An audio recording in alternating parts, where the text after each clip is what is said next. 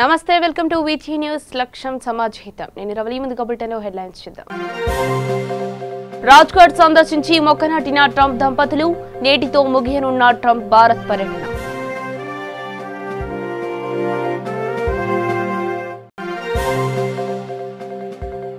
AP ప్రభుత్వ వైఫల్యాలను ఎండగడుతూ TDP ప్రజా చైతన్య యాత్ర ప్రజల సమస్యల కోసం పోరాడుతున్న తెలుగు తమ్ముళ్లు.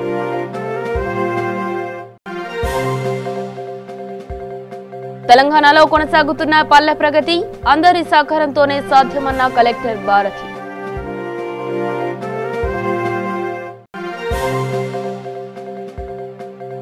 ప్రేమ పేరుతో యువతిని వేధిస్తున్న హోంగార్డు తల్లిదండ్రుల ఫిర్యాదుతో కేసు నమోదు చేసిన పోలీసులు. ఇక డీటెయిల్స్ చూస్తే రెండో రోజు పర్యటనలో భాగంగా రాష్ట్రపతి భవన్ లో అధికారిక స్వాగతం అనంతరం అక్కడి నుంచి నేరుగా ట్రంప్ దంపతులు రాజ్ఘాట్ కు వెళ్లారు. అక్కడ మహాత్ముడి సమాధిని సందర్శించారు. గాంధీజీ సమాధిపై పుష్పగుచ్చం ఉంచి నివాళులర్పించారు. అనంతరం ట్రంప్ దంపతులకు గాంధీ విగ్రహం జ్ఞాపికను కేంద్ర మంత్రి హర్దీప్ సింగ్ పూరి అందజేశారు. రాజ్ఘాట్ సందర్శకుల పుస్తకంలో ట్రంప్ మెలానియాలు తమ సందేశాలను రాశారు. రాజ్ఘాట్ లో ఓ మొక్కను కూడా ట్రంప్ దంపతులు నాటారు. రాజ్యసభ స్థానాలకు ఎన్నికల షెడ్యూల్ విడుదలైంది. 55 రాజ్యసభ స్థానాలకు సంబంధించిన షెడ్యూల్ ను కేంద్ర ఎన్నికల సంఘం విడుదల చేసింది. మార్చి 6న రాజ్యసభ ఎన్నికల నోటిఫికేషన్ విడుదల కానుంది. నామినేషన్ల స్వీకరణకు తుది గడువు మార్చి 13, నామినేషన్ల పరిశీలన 16న, ఉపసంహరణకు తుది గడువు 18వ తేదీగా ఈసీ పేర్కొంది.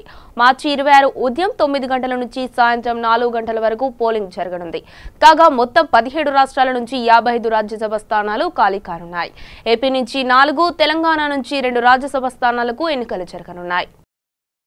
ఏపీ ప్రభుత్వ వైఫల్యాలను ఎండగడుతూ ఏపీలో టీడీపీ ప్రజా చైతన్య యాత్రలో ప్రజాక్షేత్రంలో దూసుకుపోతోంది.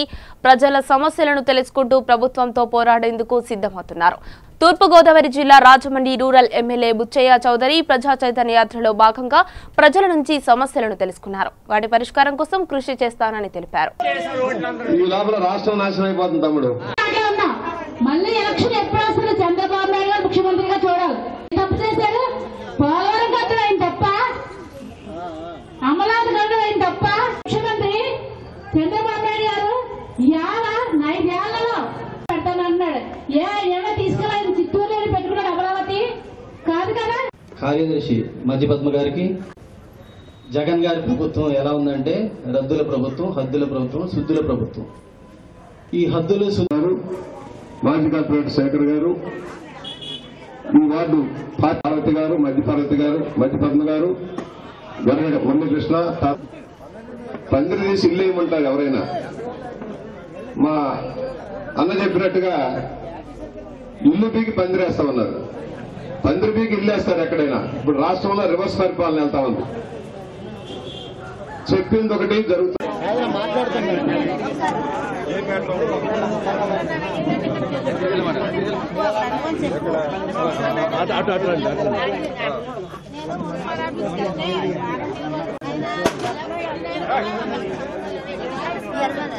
ప్రయత్నం చేస్తే ఈ జగన్మోహన్ రెడ్డి వచ్చాక అన్ని పారిపోతున్నాయి.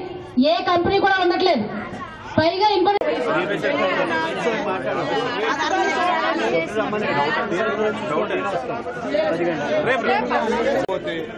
ఎల్లుండి ఇక్కడ కడతాను, నేనే వచ్చి కూర్చుంటాను.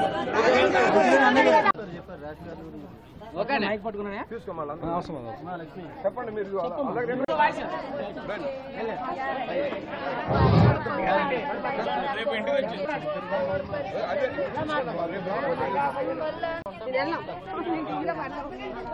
అని చెప్పేసి మన బిడ్డల భవిష్యత్తు కోసం మరి ఎన్నో ఐటీ కంపెనీలు తీసుకోవడానికి ఆయన పొద్దున్న లేదు.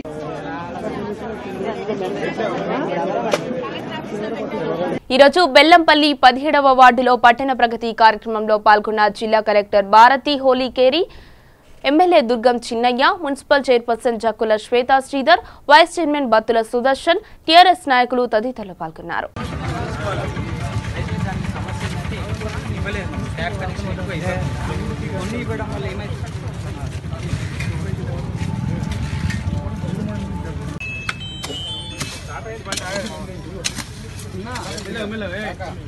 మెల్లగా ప్రేమ పేరుతో పరిచయం పెంచుకున్నాడు. పెళ్లి చేసుకుంటానని నమ్మించి 15 ఏళ్ల బాలికను గర్భవతిని చేశాడు. విషయం తెలుసుకున్న కుటుంబ సభ్యులు పోలీసులకు సమాచారం ఇవ్వడంతో కాకి ముసుగులో ఏడాదిగా ఆ కామందుడు సాగిస్తున్న లైంగిక దాడి వ్యవహారం వెలుగు చూసింది. కృష్ణా జిల్లా మచిలీపట్నంలో హోంగార్డుగా పనిచేస్తున్న ఫణీంద్రబాబు ఉంటున్న కాలనీలో 15 ఏళ్ల బాలికపై కన్నేశాడు. ప్రేమ పేరుతో మాయమాటలు చెప్పి ఫణీంద్రబాబు ఆ బాలికను లోబర్చుకున్నాడు.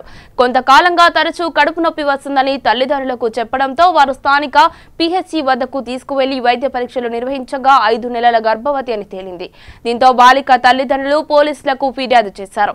వెంటనే ఫణీంద్రపై పోక్సో కింద కేసు నమోదు చేసి దర్యాప్తు చేపట్టారు. నిందితుడిని అరెస్ట్ చేసి రిమాండ్కు తరలించారు.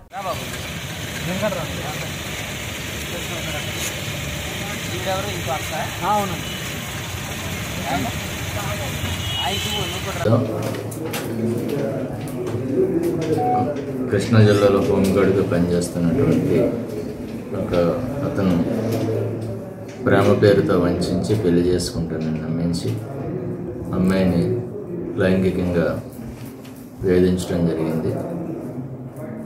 దీని మీద పోక్సో యాక్ట్ కింద అదేవిధంగా ఐపీసీ కింద కేసు నమోదు చేయడం జరిగింది. ఆల్రెడీ అరెస్ట్ చేశాము. అతని మీద ఒక స్పెషల్ రిపోర్ట్ కూడా ఎస్పీ గారు అడగడం జరిగింది. ఆ రిపోర్ట్ ఇచ్చి దాని ప్రకారం అతన్ని విధుల నుంచి తొలగించడం జరిగింది. Chilakalapudi police station. ఆ ఉద్యోగం చేసేది ఇప్పుడు ఒక డిఎస్పీ దగ్గర అయినా డ్రైవర్గా పనిచేస్తాం. ఆయన హోంగార్డ్.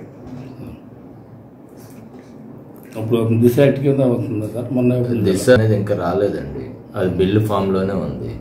దాన్ని రాష్ట్రపతి గారు ఆమోదించిన తర్వాత మాత్రం అది యాక్ట్ అవుతుంది.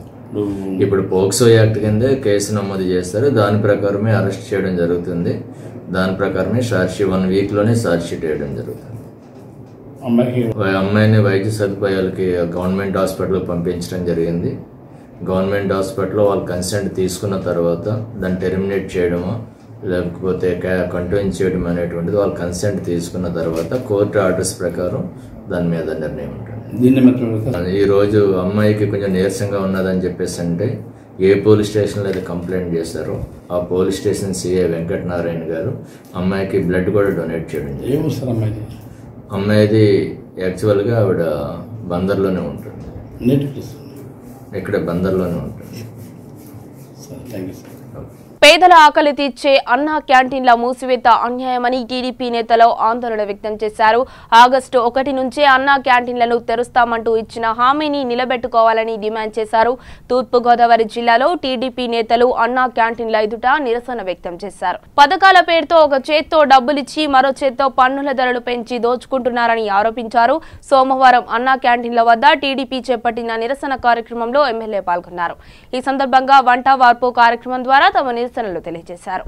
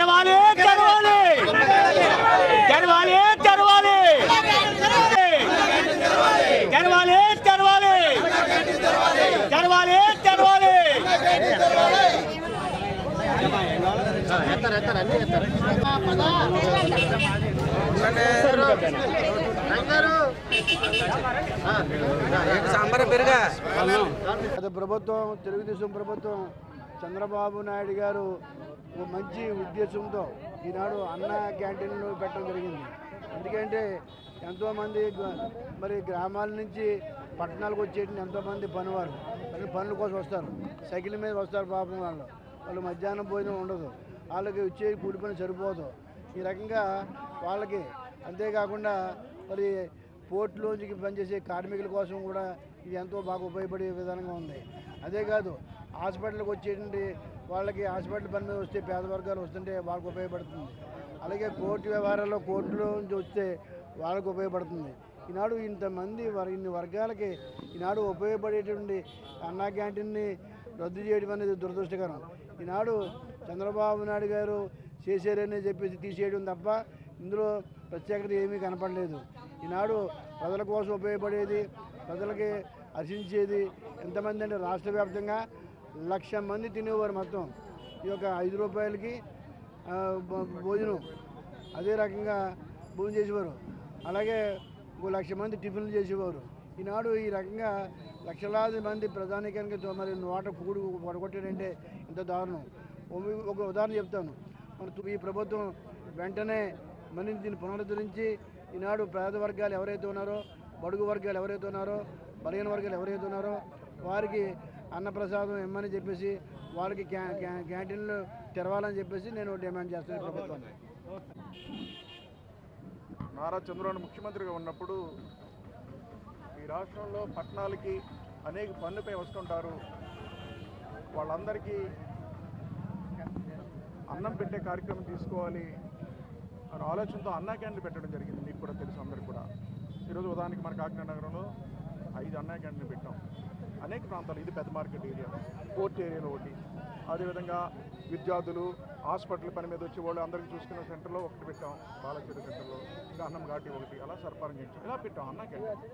ఇవి పెట్టినప్పుడు అండి ప్రజలు చాలా సంతోషించారండి, ఆనందించి 5 రూపాయలు భోజనం పెడతారంటే ఎంతోమంది భోజనం చేసి వాళ్ళ అనుభవాలు చెప్పారు. ఈ రోజున ఏం చెప్పారండి? ఈరోజు పోర్ట్ కార్మికులు ఉన్నారు, వాళ్ళు ఉదయాన్నే 4 గంటలు లేచి వాళ్ళ భార్య క్యారేజ్ తయారు చేసి పనిలోకి వెళ్ళాలంటే ఉదయాన్నే 4 గంటలు లేచేవారు, క్యారేజ్ పట్టుకుని వెళ్ళేవారు. అలాంటిది పోర్ట్ ఏరియాలో పెట్టడం వల్ల 5 రూపాయలు భోజనం దొరుకుతుంది బాబు, చాలా సంతోషిస్తున్నాం అని చెప్పేవారు. అలాగే ఆటో కార్మికులు చాలామంది, మేము ఆటో వేసుకుని బేరాలు వేసుకోవడానికి వెళ్తే మళ్ళీ ఇంటికి వెళ్ళి భోజనం చేయాలంటే డీజిల్ ఖర్చు అయ్యేది, చాలా ఖర్చు అయ్యేది, చాలా ఇబ్బంది పడేవాళ్ళం. అలాంటిది అన్నా క్యాంటీన్ పెట్టే వాళ్ళు ఎక్కడ ఉంటే అక్కడ భోజనం చేస్తున్నాం. ఆ విధంగా అన్నా క్యాంటీన్ 5 రూపాయలు భోజనం చేయడం చాలా సంతోషంగా ఉందని వాళ్ళు చెప్పేవారు. అలాగే హాస్పిటల్ పని మీద వచ్చిన వాళ్ళు కానీ, విద్యార్థులు కానీ చాలామంది ఈ అన్నా క్యాంటీన్ వల్ల చాలామంది భోజనం చేసి క్యూలో నించునేవారండి, అంత రద్దీగా ఉండేది. అలాంటి అన్నా క్యాంటీన్లు మూస్తారండి ఈ రోజున. ఏమండి మీరు గతాన్ని గుర్తు చేసుకోవాలి. ఈరోజు జగన్మోహన్ రెడ్డి గారు పోనీ అన్నా క్యాంటీన్ చంద్రబాబు నాయుడు గారి ఫోటో, ఎన్టీఆర్ ఫోటో వేసుకుని పెట్టారు. పోనీ 4 ఫోటోలు తీస్తారు, మీరు తెల్ల రంగులు వేశారు. మరి మీ ఫోటో పెట్టుకున్నా పెట్టాలి కదండి, ఆ పేదవాడు ఆకలి తెచ్చారు కదండి. ఏమండి గతంలో వినేవాళ్ళం కాశీ అన్నపూర్ణేశ్వరి అన్నం పెట్టింది, తర్వాత మన రాష్ట్రంలో డొక్కా సీతమ్మ గారు ఆకలేస్తే అన్నం పెట్టారు. ఈరోజు అలాగే చంద్రబాబు నాయుడు గారు పెట్టారు. నీ పేరు వస్తే ఆ పేరు పోవాలని చెప్పి మీరు తీసేసినట్టు కనిపిస్తుంది తప్ప పేదవాడు ఆకలి తీసినట్టు కనిపించట్లేదు. ఇప్పటికైనా తెలుసుకుని ఈరోజు ప్రజల మనోభావాలకు అనుగుణంగా పనిచేసి పేదవాడు ఆకలి తీర్చండి అన్నా క్యాంటీన్లు తెరవని మీ ద్వారా తెలుసు. ప్రకాశం జిల్లా ఒంగోలులో సీఎం కప్ పేరుతో క్రీడా పోటీలు జరపడం ఆనందదాయకమని మంత్రి బాలినేని శ్రీనివాస్ రెడ్డి అన్నారు. క్రీడల వల్ల మానసిక ఉల్లాసంతో పాటు ఉద్యోగాల్లో కోటా కూడా ఉంటుందన్నారు. ఒంగోలులోని స్థానిక మినీ స్టేడియంలో క్రీడా పోటీలను ప్రారంభించారు. ఈ సందర్భంగా మార్చి 7, 8వ తేదీలో జిల్లాలో జరిగే బీచ్ ఫెస్టివల్ క్రీడల పోటీలో అందరూ ఉత్సాహంగా పాల్గొనాలన్నారు. ఈ కార్యక్రమానికి హాజరైన పర్యాటక శాఖ మంత్రి అవంతి శ్రీనివాస్ మాట్లాడుతూ రాష్ట్ర ముఖ్యమంత్రి పేరు మీద క్రీడలు జరపడం ఇదే తొలిసారని సంతోషం వ్యక్తం చేశారు. విద్యార్థి శక్తి ఏంటో తనకు బాగా తెలుసన్నారు. సీఎం జగన్ ఫిట్నెస్ కు ఎక్కువ ప్రాధాన్యత ఇస్తారని పేర్కొన్నారు. ఆటలు పిల్లల హక్కని, ఆడించకపోతే స్కూళ్ల మీద విద్యాశాఖ మంత్రికి ఫిర్యాదు చేయండి సూచించారు.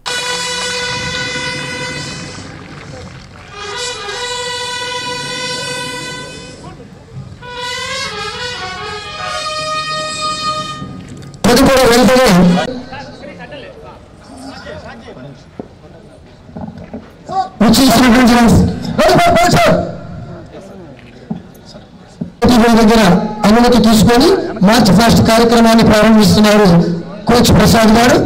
ఇప్పుడు అలాగే మన రాష్ట్రంలోని అతిపెద్ద జిల్లా శ్రీకృష్ణదేవరాయలు తేలినటువంటి పులిగొండకు ప్రసిద్ధి చెందినటువంటి జిల్లా అనంతపురం జిల్లా యొక్క మనకు క్రీడాకారులకు సంబంధించినటువంటి ఆ క్రీడాకారులు మన ముందుకి చేస్తున్నారు.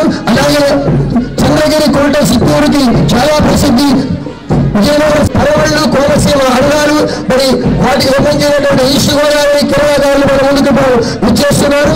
అలాగే గుంటూరు అంటే గుంటూరు కొండ వీడు సౌత్ మీట్ మార్క్ అనేటువంటి విజయవాడ సంబంధించి చేస్తున్నారు. అలాగే పోలీసుగా ఉప్రా యూనివర్సిటీ ఎందరినో మరి గొప్ప గొప్ప వాళ్ళు చేసినటువంటి Andhra university, Visakhapatnam beach, Rishikonda beach, Ramakrishna beach, అలాగే క్రీడాకారులు మన ముందుకు వచ్చేస్తున్నారు. విజయనగరం బొబ్బిలికోటకు ప్రసిద్ధి చెందినటువంటి ఈ టార్చిని తీసుకున్నారు. ఇప్పుడు ఈ టార్చి ద్వారా ఈ యొక్క కార్యక్రమం నిరఘాటంగా ఈ 3 రోజులు కొనసాగించాలని ఉద్దేశంతో ఈ టార్చిని వెలిగిస్తున్నారు. అద్భుతంగా వెలుగుతుంది. సార్ అందరూ చెప్పట్టు గట్టిగా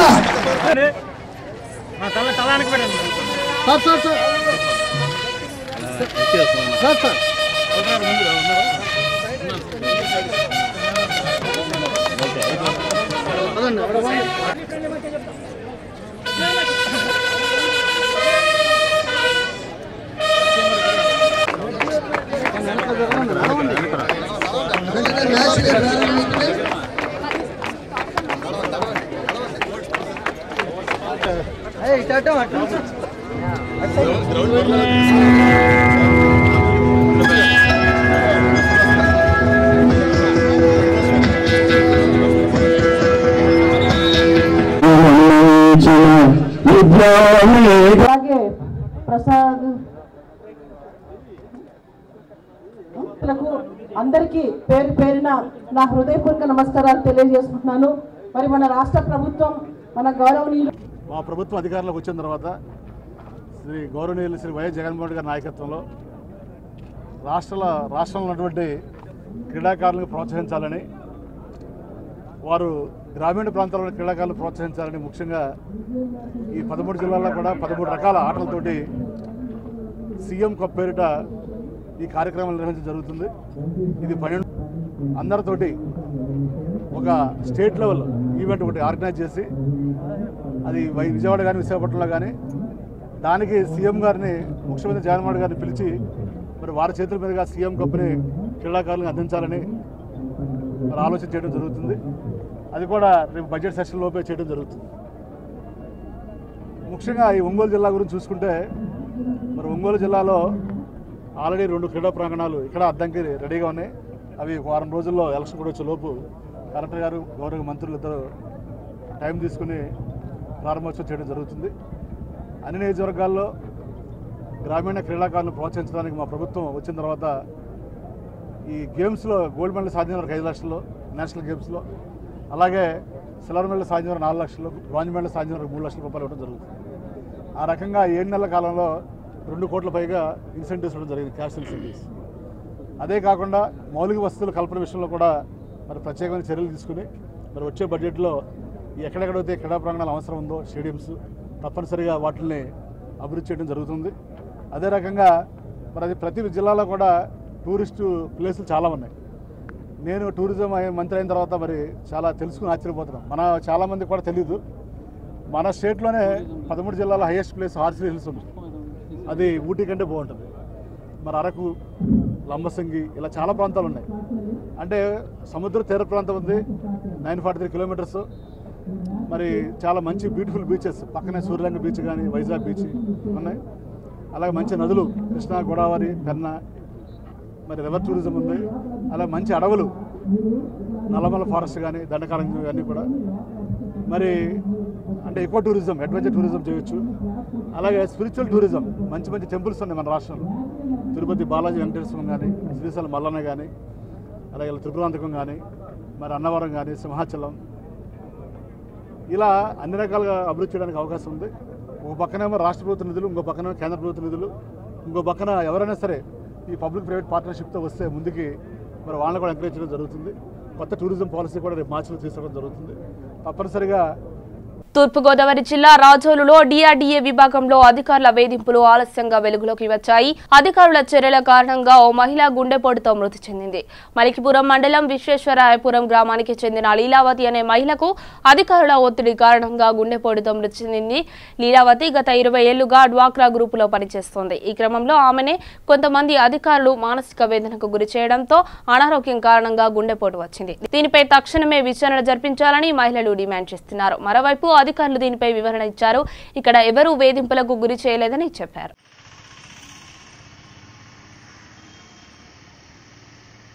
1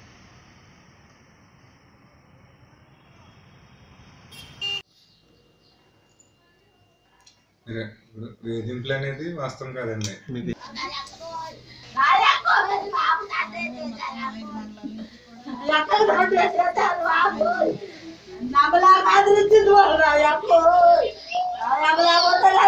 విజయనగరంలో ఘనంగా జాతీయ స్థాయి ఆదివాసీ సాంస్కృతిక మహోత్సవాలు ప్రారంభమయ్యాయి.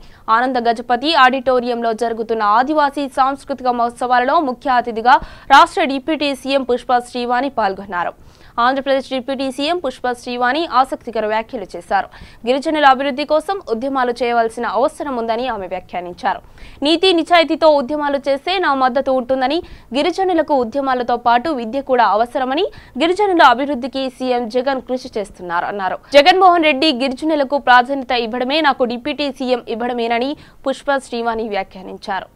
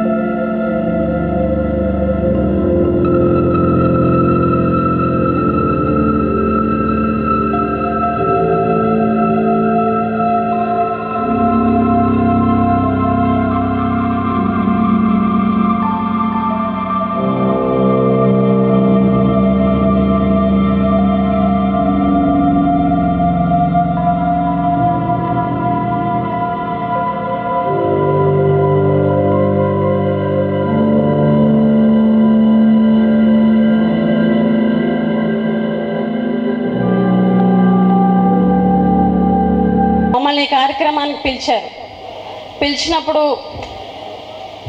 వాళ్ళు చాలా మనస్ఫూర్తిగా పిలిచినప్పుడు వీళ్ళని ఎంకరేజ్ చేయాలన్న ఉద్దేశంతో ఆ రోజు వస్తానని నేను చెప్పాను. ముఖ్య అతిథులు ఎవరైనా సరే ఏ కార్యక్రమానికి వచ్చినా ఒక అరగంట గంట ఉండి వెళ్ళిపోయేటువంటి పరిస్థితులు ఉంటాయి. కానీ ఈరోజు మన సంస్కృతుల్ని సాంప్రదాయాలు దూరం అయిపోతున్నటువంటి పరిస్థితుల్లో వాటిని మళ్ళీ మనందరికీ గుర్తు చేసేటువంటి ఒక సంకల్పంతో ఏదైతే మంచి ఉద్దేశంతో మీరు పెట్టినటువంటి ఈ కార్యక్రమం ఉందో అవన్నీ కూడా చూసి మేము కూడా మీకులాగే ఇలా స్టేజ్ల మీద డ్యాన్స్లు వేసిన వాళ్ళమే. ఈ సాంస్కృతిక కార్యక్రమాలు ఏవైతే ఉన్నాయో అవన్నీ కూడా ఈరోజు మీ డ్యాన్స్ చూసి మాకు కూడా ఆ రోజులు గుర్తు తెచ్చినందుకు మీ అందరికీ మనస్ఫూర్తిగా ధన్యవాదాలు తెలియజేస్తున్నాను. ఈరోజు ఏదైతే ట్రైబల్ స్టూడెంట్ ఫెడరేషన్ ఉందో దాని నినాదం చదువు, చదివించు, ఉద్యమించు. నేను ఒకటే చెప్తున్నా, ఈరోజు మీరు ఉద్యమాలు చేస్తున్నారు మన గిరిజన బిడ్డల కోసం, వాళ్ళ భవిష్యత్తు కోసం. వాళ్ళకి అన్యాయం జరిగితే స్పందిస్తున్నారు. నేను ఒకటే చెప్తున్నాను, మీరు ఏదైతే మీ నినాదం ఉందో మీరు ఉద్యమాలు చేయండి, కాదనట్లేదు.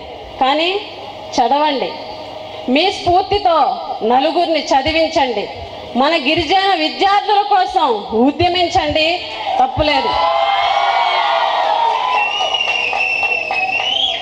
ఈరోజు మీరు చేసే ఉద్యమాలకి మాలాంటి వాళ్ళ సపోర్ట్ ఎప్పుడూ ఉంటుంది, ఉండాలి కూడా. కానీ మీరు ఏదైతే ఉద్యమాలు చేస్తున్నారో మిమ్మల్ని కోరేది ఒకటే, ఉద్యమించే ప్రతి ఒక్కళ్ళని మేము కోరేది ఒకటే, మీ మాటల్లో నిజం ఉండాలి, మీ పోరాటంలో నిజాయితీ ఉండాలి. అప్పుడు ఖచ్చితంగా మా అందరి సపోర్ట్, రాజకీయ నాయకులే కాదు, రాజకీయాలకు అతీతంగా మా అందరి సపోర్ట్ ఎనీ టైం మీకు ఉంటుందని ఈ సభ సాక్షిగా మీ అందరికీ తెలియజేస్తున్నాను. ఎందుకు ఈ మాట చెప్పాను అనంటే, మన గిరిజనులు కొండల్లో కోనల్లో ఉండేవాళ్ళం, అందరూ అమాయకులే, నీతి నిజాయితీ తప్ప వేరే పదం తెలీదు. మన గిరిజనం అయ్యుండి మన గిరిజనుని మనం మోసం చేయకూడదన్న ఉద్దేశంతో ఈరోజు మీకు ఈ విషయాన్ని తెలియజేశాను. అయితే ఇందాక మన రాష్ట్ర అధ్యక్షులు మాట్లాడుతూ చాలా ప్రభుత్వాలు మన గిరిజనులకి మోసం చేశాయి, ఈరోజు జగనన్న వచ్చిన తర్వాత మనకి న్యాయం జరుగుతుందని చెప్పడం మనం చూసాం. మీరు చూశారు గత ప్రభుత్వంలో ఇందాక పెద్దలు రాజేందర్ గారు చెప్పినట్టుగా 4.5 సంవత్సరాల పాటు మన గిరిజన సంక్షేమ శాఖని మన గిరిజన జాతికి ఇవ్వకుండా మోసం చేసినటువంటి ప్రభుత్వం గత ప్రభుత్వం అయితే, ఈరోజు మన ముఖ్యమంత్రి, మన ప్రియతమ ముఖ్యమంత్రి శ్రీ వైఎస్ జగన్మోహన్ రెడ్డి గారు వైఎస్ఆర్ కాంగ్రెస్ పార్టీ వచ్చిన తర్వాత మన గిరిజనులకి గిరిజన సంక్షేమ శాఖే కాదు ఉప ముఖ్యమంత్రి పదవి ఇచ్చారు. ఈరోజు ఉప ముఖ్యమంత్రి పదవి అనంటే మహాశివరాత్రి వార్షిక బ్రహ్మోత్సవాల్లో శివయ్య పెళ్లికి వచ్చిన బంధుగణాన్ని సమస్త భక్తగణానికి వీడ్కోలు పలికేందుకు నిర్వహించిన కైలాసగిరి ప్రదక్షిణోత్సవం ఆద్యంతం వైభవంగా సాగింది. మహా అద్భుతంగా నిర్వహిస్తున్న గిరి ప్రదర్శన ప్రముఖ సినీ నృత్యకారుడు శివశంకర్ మాస్టర్ కుటుంబ సమేతంగా పాల్గొని స్వామివారి అమ్మవారిల సేవలో తరించారు.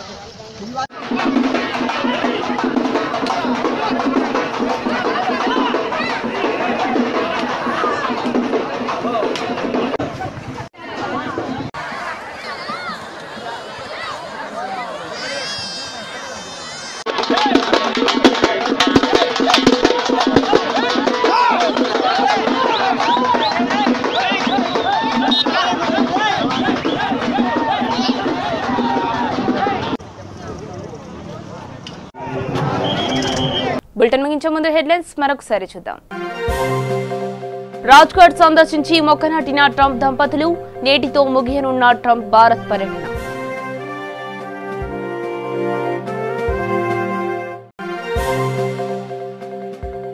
ఏపీ ప్రభుత్వ వైఫల్యాలను ఎండగడుతూ టీడీపీ ప్రజా చైతన్య యాత్ర, ప్రజల సమస్యల కోసం పోరాడుతున్న తెలుగు తమ్ముళ్ళు.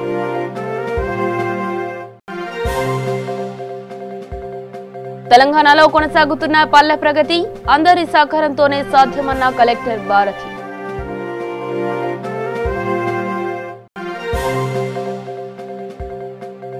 ప్రేమ పేరుతో యువతిని వేధిస్తున్న హోంగార్డు, తల్లిదండ్రుల ఫిర్యాదుతో కేసు నమోదు చేసిన పోలీసులు. ఇవి బులెటిన్ అప్డేట్స్. మరిన్ని అప్డేట్స్ కోసం చూస్తూనే ఉండండి వీటీవీ న్యూస్.